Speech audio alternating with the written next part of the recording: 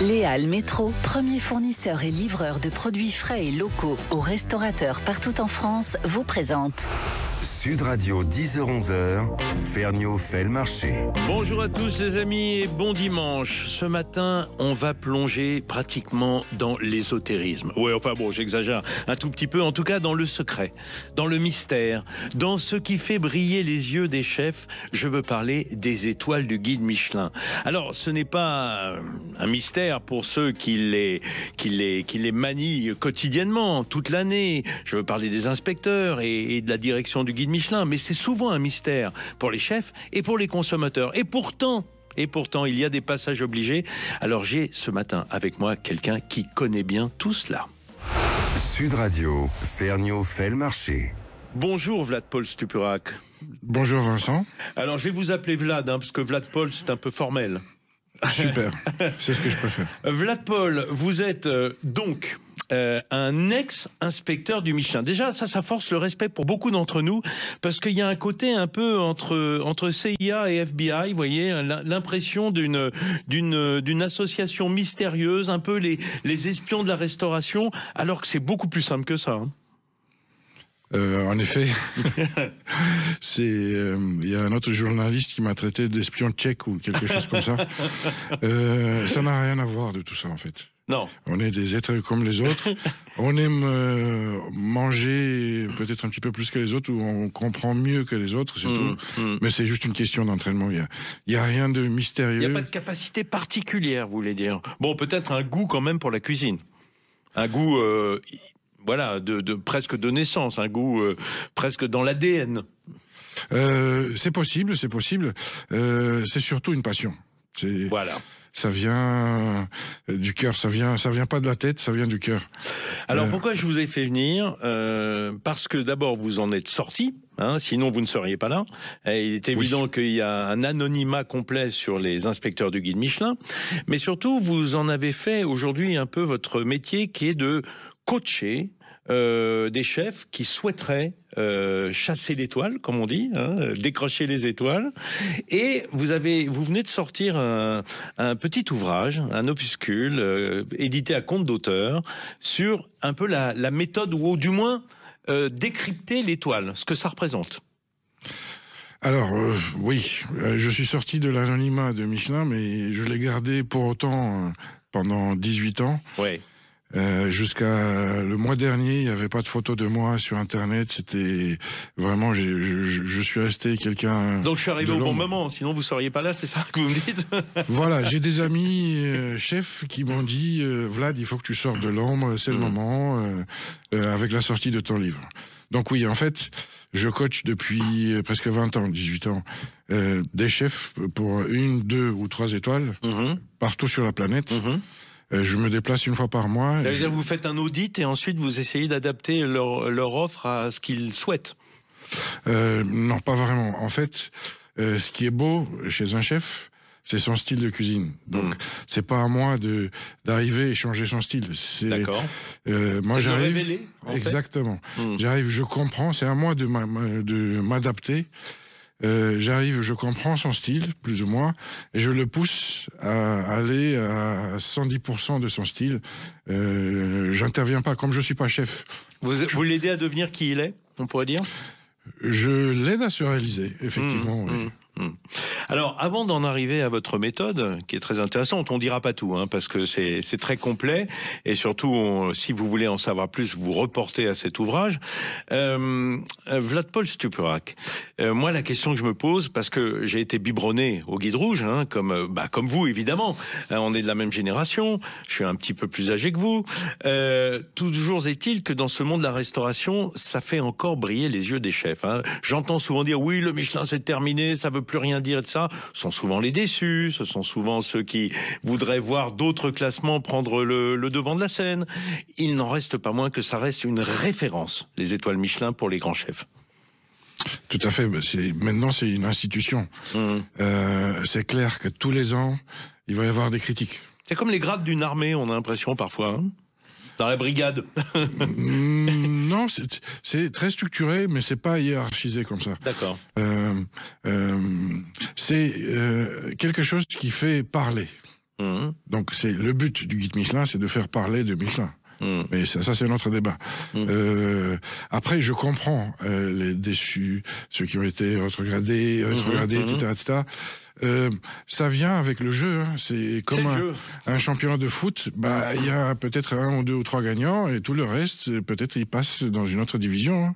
Alors, vous dites une phrase qui, moi, a sonné directement à mon cœur et à mon esprit. Vous dites, le Michelin ne travaille pas pour les chefs, il travaille pour les clients. Exactement. Ça résume tout. C'est-à-dire, au fond, ce qu'on veut, c'est que le client ne soit pas volé, quoi, qu'il trouve évidemment ce qu'il est en droit d'attendre en allant au restaurant.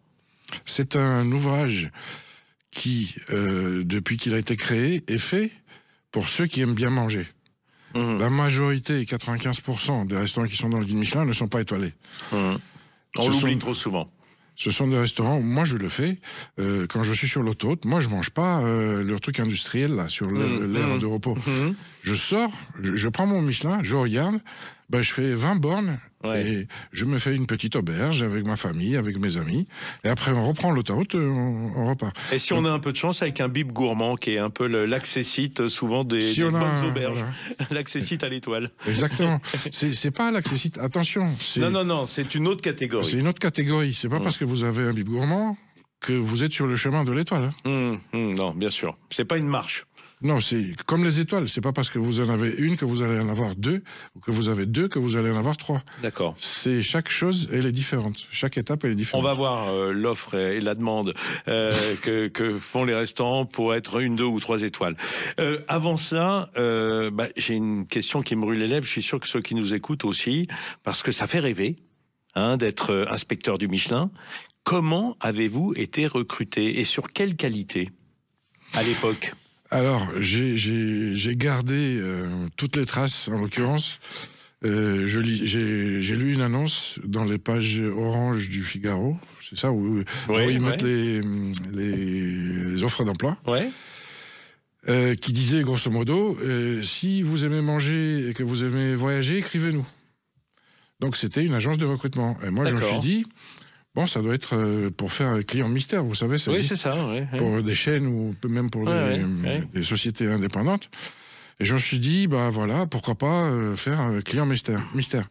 Donc j'ai passé 3 mois de recrutement avec des tests psychologiques. C'est ça qui m'intéresse, c'est les épreuves. Des tests psychologiques, des entretiens. J'ai dû passer 7 ou 8 entretiens avec des personnes différentes. Et à la fin, donc... 3e mois, on m'a dit, bon, monsieur Stupuac, bravo, vous êtes qualifié. C'est pour être inspecteur au guide Michelin. Waouh! De battre mon cœur s'est arrêté parce que oui, bien sûr. Je ne m'y attendais pas du tout.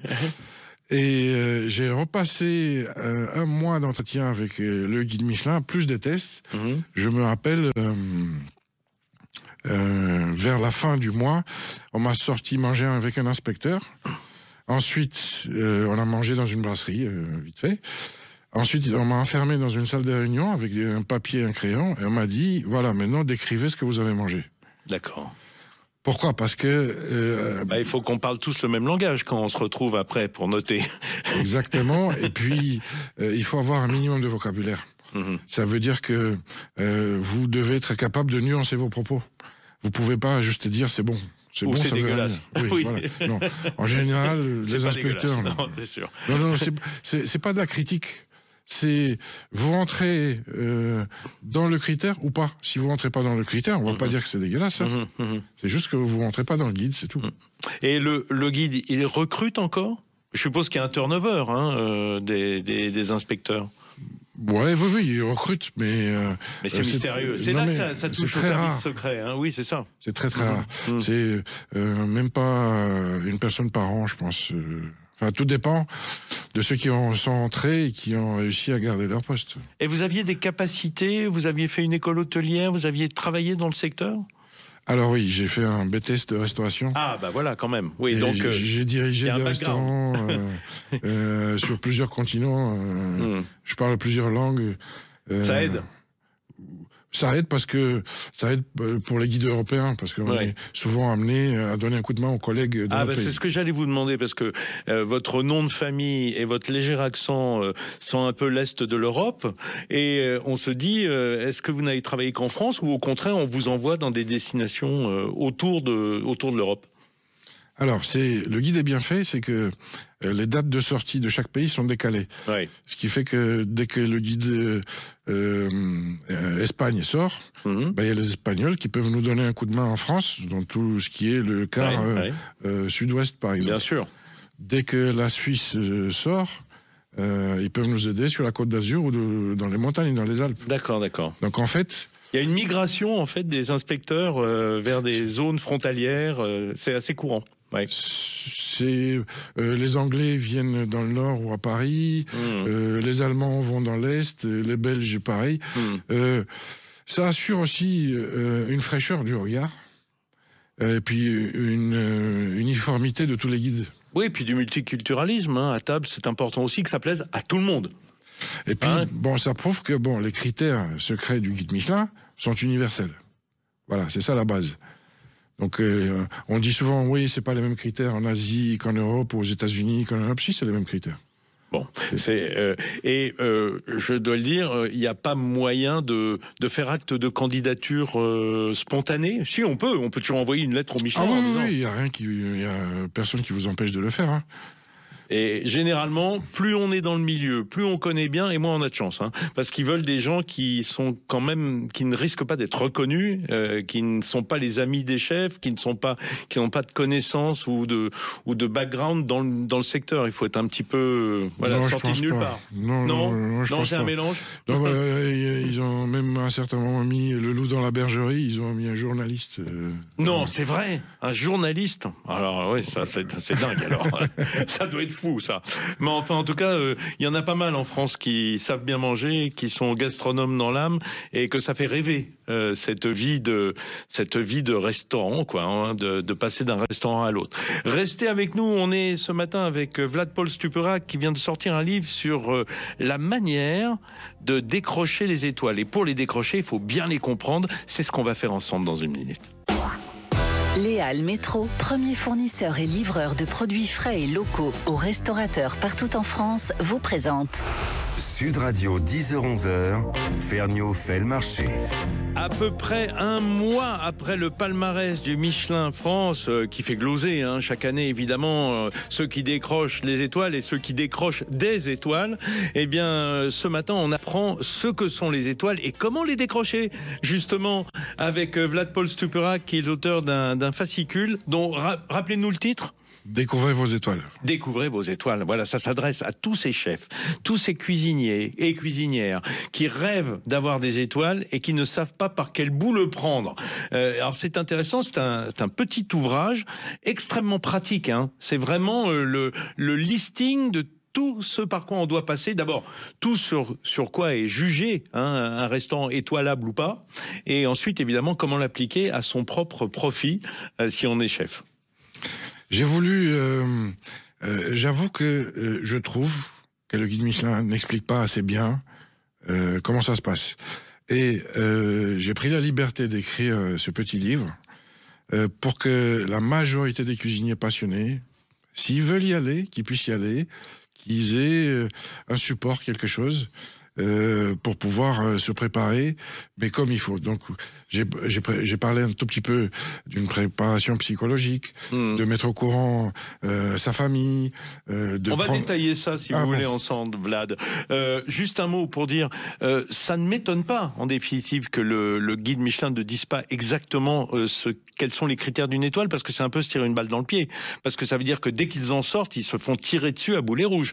On veut dire, oui, mais telle personne, là, vous incarnez trop, c'est trop le chef, c'est pas la maison est imparfaite, enfin, il n'y a pas le décor qu'on souhaiterait. Alors, le guide Michelin le dit, mais c'est noyé sous une tonne d'informations. Oui. Le guide Michelin, la définition d'une étoile, elle est disponible et publique partout. C'est une cuisine d'une grande finesse. Donc je parle que de la première ligne, je parle pas de vol, voyage, etc. On vous le dit, c'est une cuisine d'une grande finesse. Ouais. Alors c'est assez ouvert, hein, oui, effectivement. Ils ont assez dit. Maintenant, il faut rentrer dans le détail. Qu'est-ce que c'est que la finesse? Qu'est-ce que c'est que la grande finesse? Oui. Et l'exception, la singularité qui peut être l'unicité. C'est clair que, je me rappelle, j'étais inspecteur, quand ils ont eu 3 étoiles à Fonjoncuse, par exemple. Chez Gilles Goujon. Chez notre ami Gilles Goujon. L'auberge du Vieux-Puy, je cite au passage. Voilà, bon. C'était une maison, bon, et depuis il a fait des travaux, c'est une maison magnifique, mais c'était une maison très rurale. C'était vraiment dans un patelin je suis d'accord. Complètement paumé. Et j'ai eu un ami qui m'a posé la question, mais comment ça se fait? Maintenant, les gens, ils vont comparer Goujon avec Ducasse à Monaco. Et je rappelle que Goujon était logis de France et qu'il l'a conservé. Exactement. En plus, ce qui n'est pas une chaîne d'exception de palace. Non, mais c'est une chaîne qui aide ceux qui ont besoin. Voilà. Mais ce qui m'a frappé, c'est qu'ils ne comprenaient pas comment les gens vont juger Goujon et Ducasse à Monaco. C'est 2 cuisines 3 étoiles. Dans l'assiette. Et c'est complètement différent. Eh ben, c'est dans l'assiette. Qu'est-ce que vous voulez comme message plus précis que ça? D'accord, ok. Alors on va plonger dans votre ouvrage, qui, je le rappelle, est publié à compte d'auteur, ce qui explique qu'il est assez cher. Pour un petit fascicule, parce que vous avez tout financé vous-même. Il est autofinancé, ça vaut près de 50 balles, quand même, c'est pas rien. Mais quand on est professionnel et qu'on veut décrocher les étoiles, c'est pas un gros investissement. Bon, après, il y a 20 ans d'expérience. Je suis d'accord. Synthétisée. Non, mais je tiens à le dire pour ceux que ça pourrait surprendre. Ah oui, d'accord. Pas pour les professionnels, mais pour les amateurs qui seraient juste intéressés par connaître tout sur l'étoile. Alors, j'ai serré un petit peu les chapitres. La première chose que vous dites, et c'est sûrement l'objet aussi de votre coaching, quand on pense à décrocher les étoiles, il faut d'abord le vouloir. C'est comme quand on veut être président de la République. Il faut le vouloir et savoir pourquoi. Bien se connaître, en quelque sorte. Exactement. De toute façon, le chemin est tellement semé d'embûches que... Enfin, c'est la vie. Il y a des bonheurs et des malheurs. Mais il faut s'y préparer. C'est si simple que ça. Quand vous décidez de courir le marathon de Paris, vous vous entraînez, vous n'arrêtez pas la clope le matin et vous partez à la ligne de départ.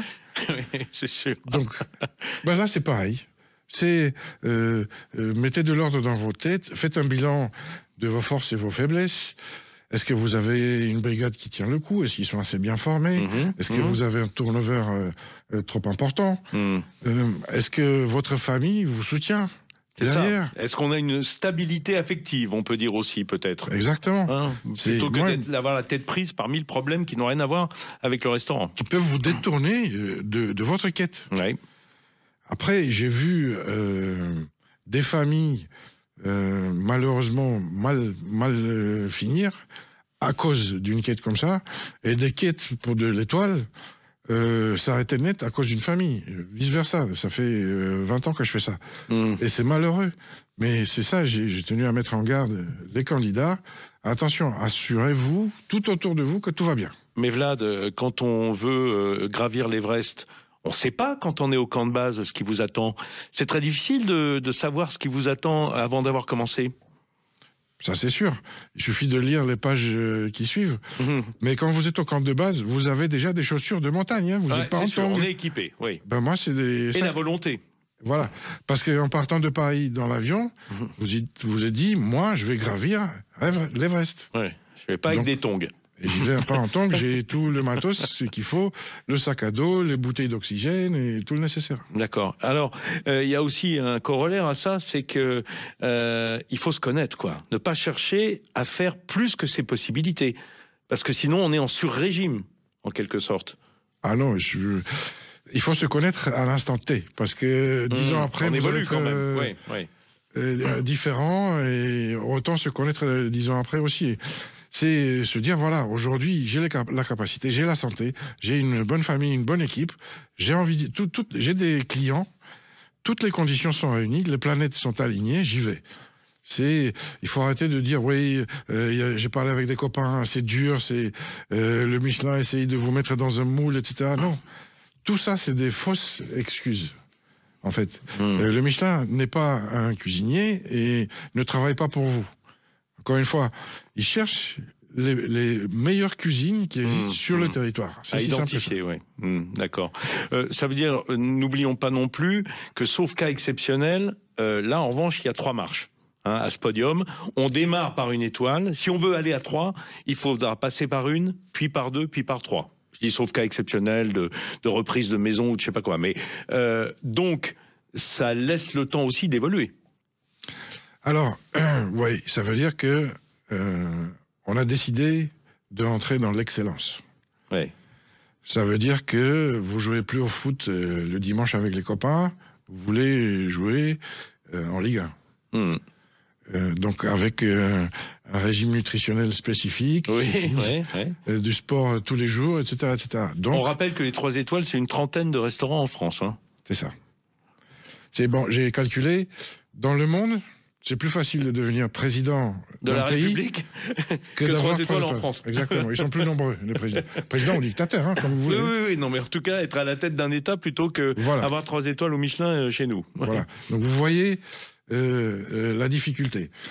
Ensuite, 1 étoile, 2 étoiles et 3 étoiles, ce sont des choses différentes.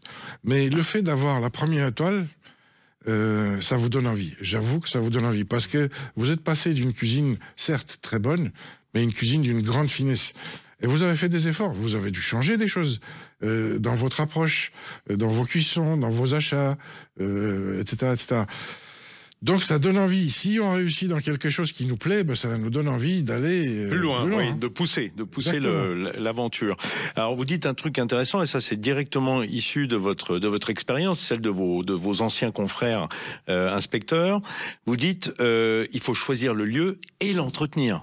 C'est-à-dire qu'il faut être je dirais pas parfait, parce que personne n'est parfait, mais en tout cas, être proche de la perfection tous les jours, tant en cuisine, mais ça semble évident, que dans l'environnement.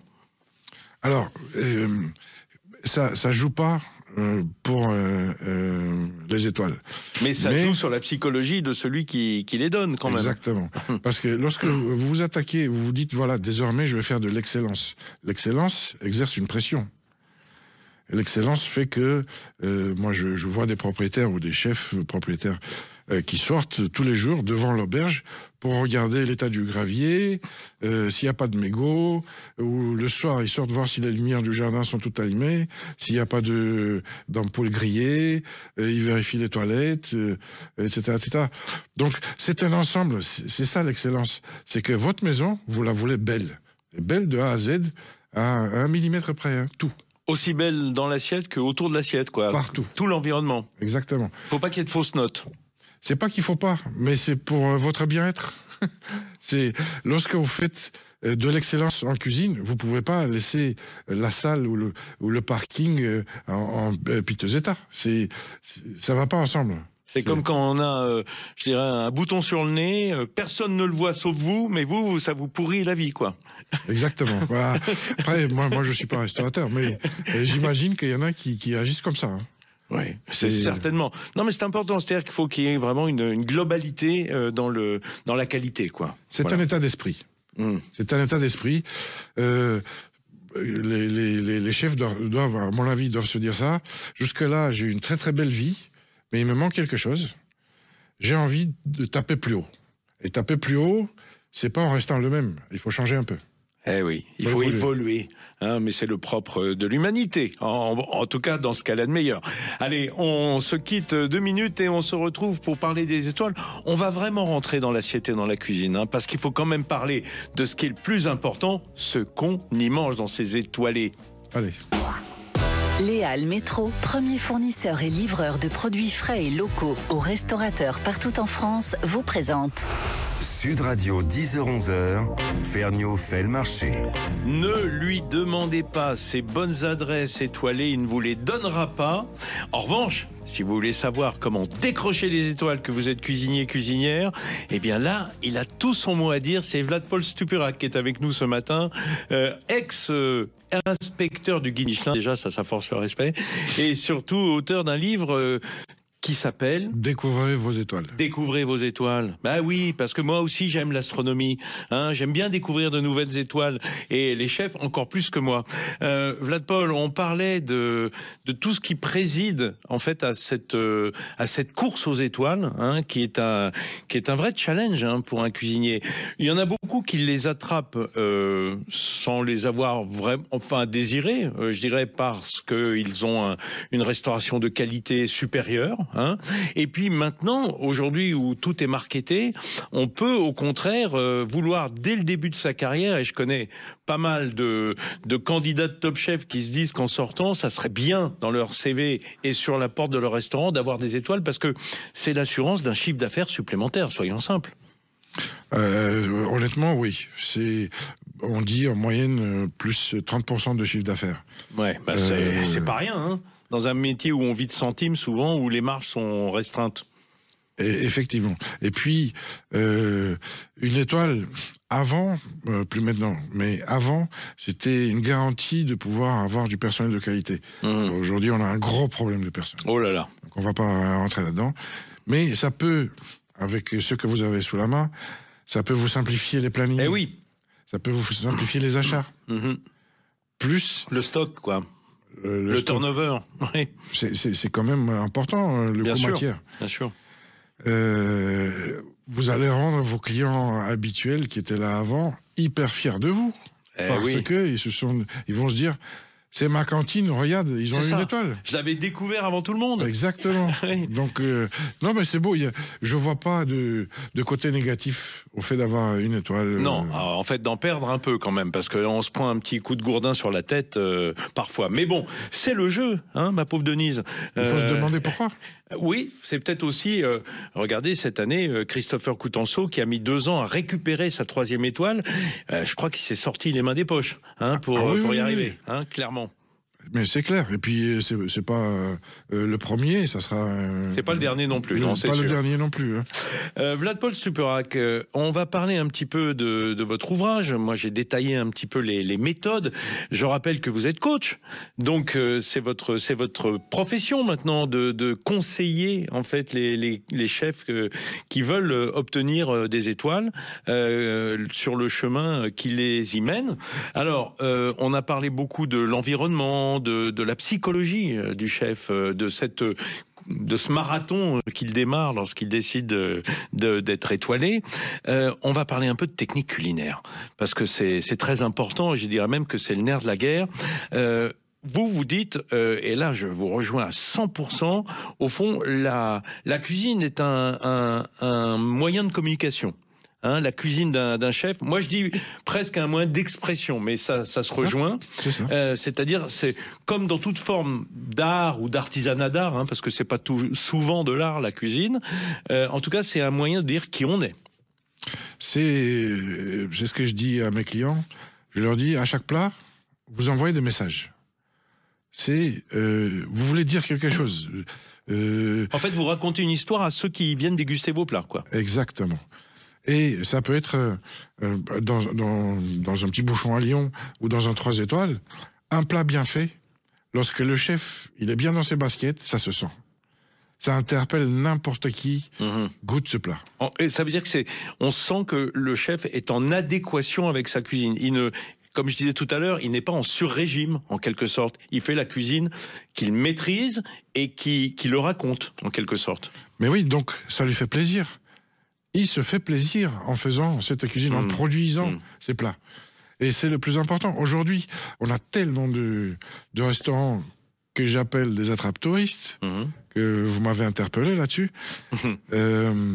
Ce sont ce qu'on appelle des cuisiniers ils ont un salaire, etc., et qui ne font que produire des plats qui sont peut-être 4e, 5e, 6e gamme, qui mettent ensemble des choses, quoi. Mais qui ne s'expriment pas, ils sont malheureux. Oui. Et puis il y a ceux... Alors que dans la restauration collective, on trouve des vrais chefs, hein, qui font la cuisine avec cœur, hein, parfois. Exactement, dans les écoles, dans les entreprises. Bien sûr. Dans les salles de direction, je ne sais pas comment ça s'appelle. Donc une cuisine qui s'adresse à des gens qui vont vous le rendre en affection ou même en amour, en admiration. Pourquoi? Parce que vous pouvez être chef dans un bouchon, dans une salle de direction ou dans un restaurant. Vous allez au marché, vous tombez sur les petits pois du printemps. Ça vous donne envie, quoi. Oui. L'odeur, vous en croquez un, le goût, c'est le printemps, c'est le renouveau, c'est fini la neige, c'est fini le froid. J'ai envie de dire à mes clients, le printemps est là, les gars. Oui, et de partager, quoi. Et de partager. Exactement, ça part de vous, hein, c'est vous qui donnez. Ça veut dire qu'on ne peut pas cuisiner sans aimer les gens. Alors, pas au point de sa famille ou de ses amis, mais le client est un peu sur le même registre. C'est quelqu'un qu'on aime, à qui on a envie de faire plaisir, de donner du bonheur. Et vous savez ce que vous venez de faire? Je viens juste de me rendre compte que je fais la cuisine. Je peux pas faire la cuisine comme mes clients parce que je suis pas professionnel. Mais je ne fais à manger que à des amis. Oui, jamais pour vous-même. Si, enfin, un petit si, peu. Si. Mais je ne fais à manger. Pas. Je peux très bien faire une fête chez moi et prendre un traiteur. Mais non, c'est moi qui fais à manger. Pourquoi? Parce que c'est mes amis. J'ai une dizaine de personnes. Et que ça me titille dans les doigts. J'ai envie de faire. Bon, je ferai jamais les Saint-Jacques aussi précisément que mes clients, etc. Mais au moins, je m'exprime vis-à-vis de mes amis. Oui, mais alors, le risque, c'est qu'effectivement, on est censé refuser à personne de le servir, donc ça veut dire qu'on n'est pas censé aimer tous ses clients, ou avoir envie de partager avec tous ses clients. Il faut faire un petit peu abstraction et globaliser, en quelque sorte, quand on veut des étoiles. Quand on veut des étoiles... On a connu des chefs qui s'engueulaient avec les clients ou qui les sortaient du restaurant s'ils mettaient des glaçons dans un grand vin ou des choses comme ça. Mais ça a tendance à s'amenuiser. Aujourd'hui, il faut être un peu plus œcuménique, non? Moi, je comprends. Franchement, moi, je comprends. C'est lorsqu'on est passionné et que vous voyez quelqu'un qui piétine votre travail, ça vous laisse de marre, en vous? Ah, non, bien sûr. Donc voilà, après, c'est insupportable. Pourquoi couper une partie de l'humain que vous êtes? Après, c'est clair qu'on peut mettre un peu d'eau dans son vin, etc. Être un petit peu plus diplomate. Mais moi, je connais des chefs qui ne mettent pas de sel et de poivre sur la table. Et ils disent c'est parfait. Si ça vous va pas, c'est que vous n'avez pas, vous n'avez pas le bon goût, quoi. Voilà, je connais même des chefs qui disent. Voilà, je suis vegan, je ne mange pas de gluten, etc. Qu'est-ce que vous me proposez? Je vous propose un taxi, madame. Ah oui, c'est un petit peu tranché quand même comme façon de réagir. C'est pas... Alors j'allais vous demander, excusez-moi Vlad, je vous coupe parce que j'ai cette image qui me vient du chef qui communique. Avant, les chefs, ils sortaient pas de la cuisine.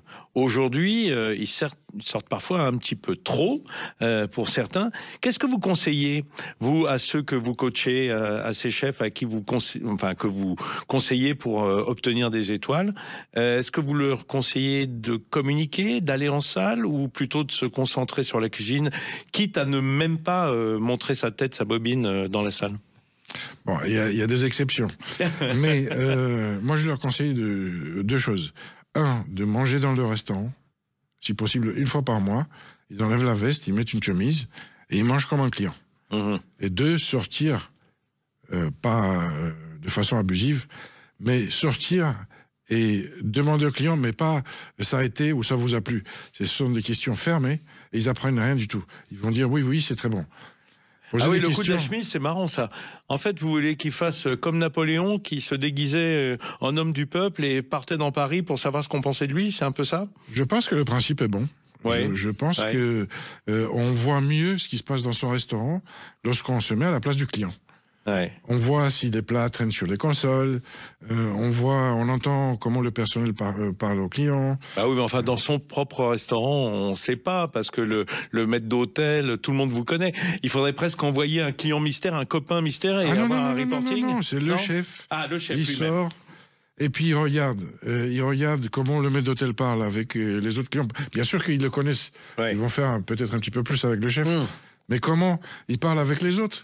Comment tout le reste? Est-ce qu'il fait froid? Est-ce qu'il y a cette lumière? Est-ce que la musique est forte? Est-ce que les chaises sont confortables? Est-ce que les nappes sont bien repassées? S'il y a des nappes, enfin tous ces petits détails, comme je vous disais tout à l'heure, on rentre dans l'excellence. Eh ben, c'est sa maison. Il faut bien qu'il sache ce qui se passe de l'autre côté. Ouais, c'est le premier, c'est le first step, quoi. Le premier pas vers l'étoile, c'est au moins de savoir ce qu'on a comme force, quoi. Exactement. Et puis on vérifie. Lorsque le chef n'est pas là, quand il fait le pass, ben, c'est le second ou quelqu'un d'autre qui fait le pass. Donc si ils arrivent à sortir aussi bien quand le chef n'est pas là, vous imaginez quand le chef est là. Oui, bah oui. Mais c'est un peu comme quand on imagine reconnaître l'inspecteur du Michelin. Hein, vous le dites souvent, vos collègues aussi, ne changez rien, quoi. Vous risquez que de faire des conneries. Quand on veut faire mieux, je crois que vous racontez l'histoire d'un plat qui vous arrive couvert de truffes, alors qu'à la table d'à côté, le même plat est carrément indigent. C'est ça, c'est dommage. J'ai toujours dit, cuisinier, chef, etc., laissez les inspecteurs tranquilles. Laissez-les faire leur boulot. Ouais. Ne changez rien, vous ne pouvez pas changer votre cuisine en un quart d'heure tout d'un coup. On n'apprend pas à faire la cuisine en 5 minutes. De plus, vous pouvez, vous, en tant que chef, vous pouvez gérer la pression. Mais vous ne savez pas si votre petit commis dans le coin là-bas de la cuisine, il ne va pas paniquer. Péter un câble, renverser la bouteille de vin sur la serviette. Exactement. Donc, vaut mieux pas le dire, quoi. Quand on croit avoir reconnu un inspecteur, vaut mieux pas le dire. Enfin, déjà, cherchez pas. Après, si vous pensez que vous avez reconnu quelqu'un, gardez-le pour vous. Et surtout, ne changez pas vos plats. Oui, au dernier moment. Ouais. Voilà.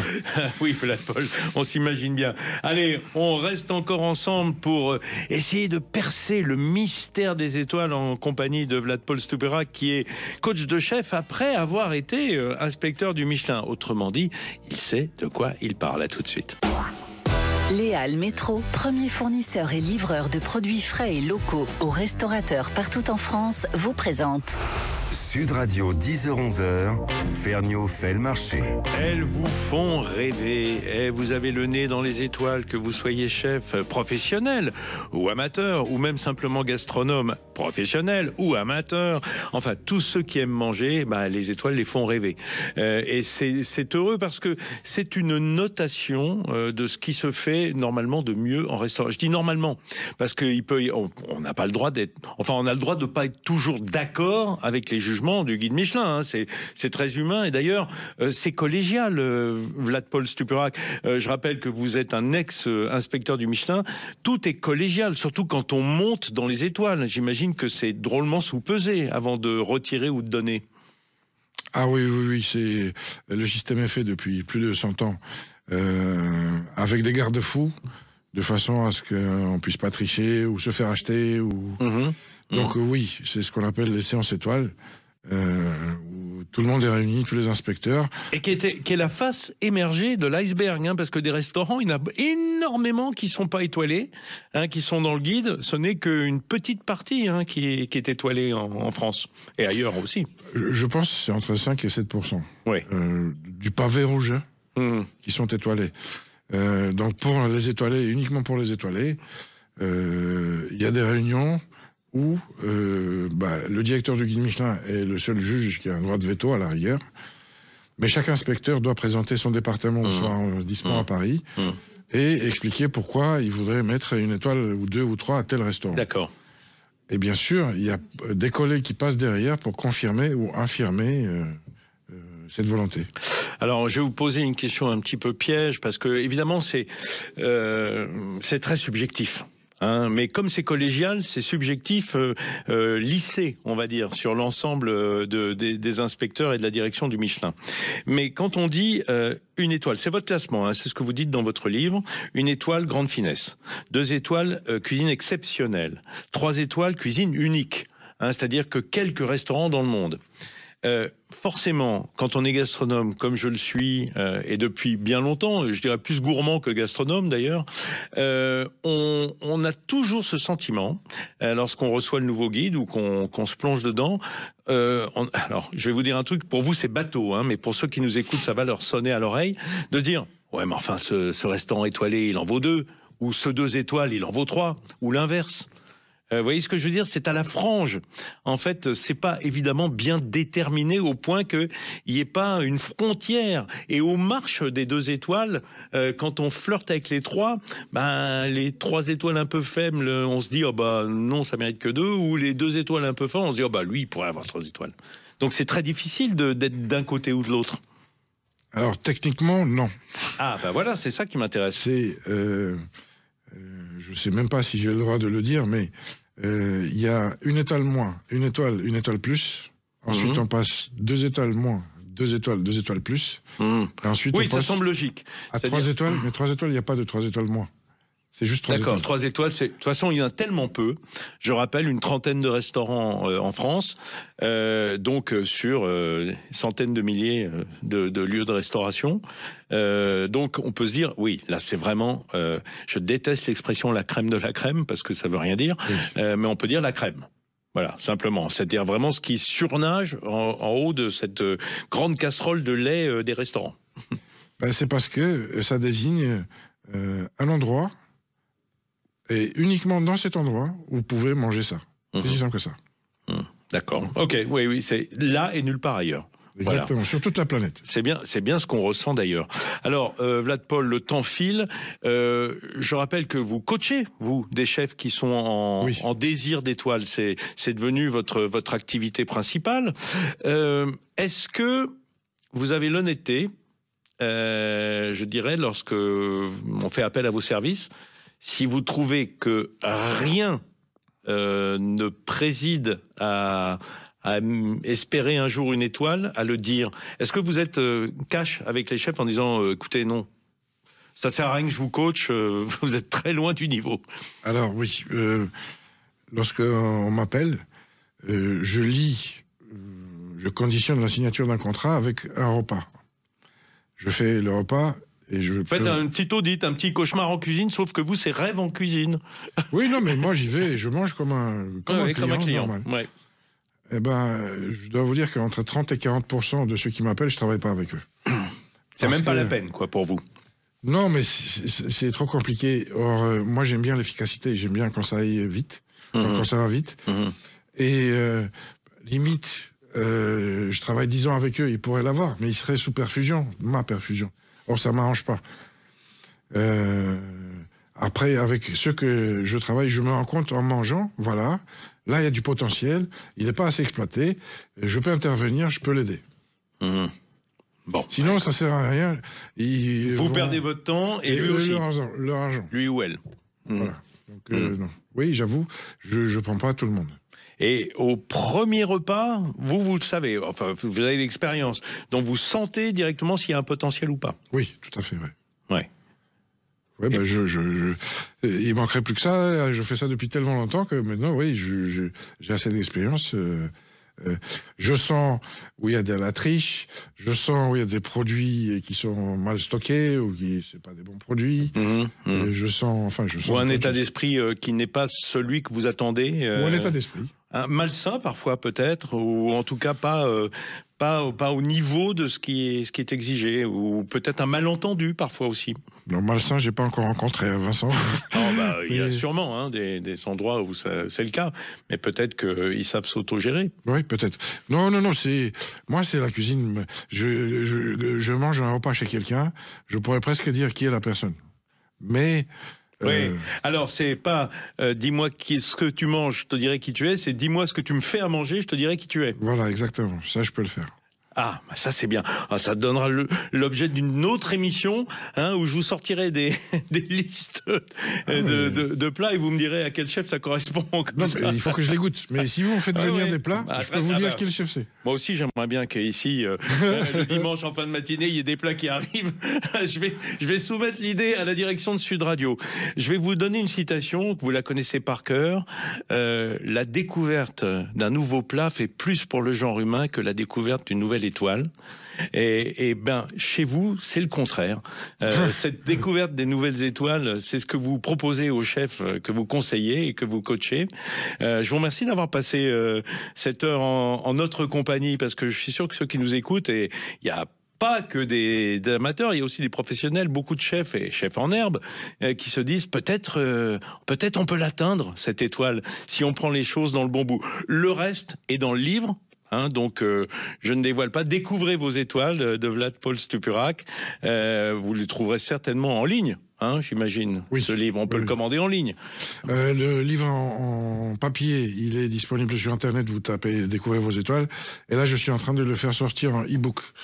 Ah oui, d'accord. Donc, moins cher, parce que je me suis dit que pas tous les jeunes... je veux que tout le monde puisse avoir accès à ce bout de savoir. Ceux qui veulent toucher les étoiles. Voilà. Ça n'est pas impossible. Merci d'être venu nous mettre cela en face des yeux.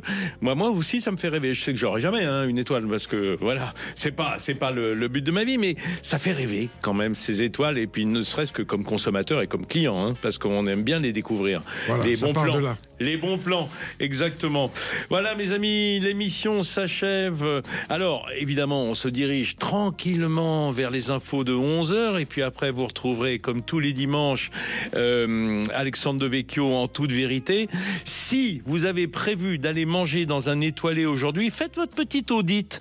Prenez un petit carnet, prenez des notes et allez savoir si vous rêvez d'être inspecteur du Michelin. Il n'y aura peut-être plus qu'à la candidature spontanée pour y arriver. Merci encore, Vlad-Paul. Bon dimanche à vous tous à l'écoute de nos programmes. Les Halles Métro, premier fournisseur et livreur de produits frais et locaux aux restaurateurs partout en France, vous a présenté Sud Radio, Ferniaud fait le marché.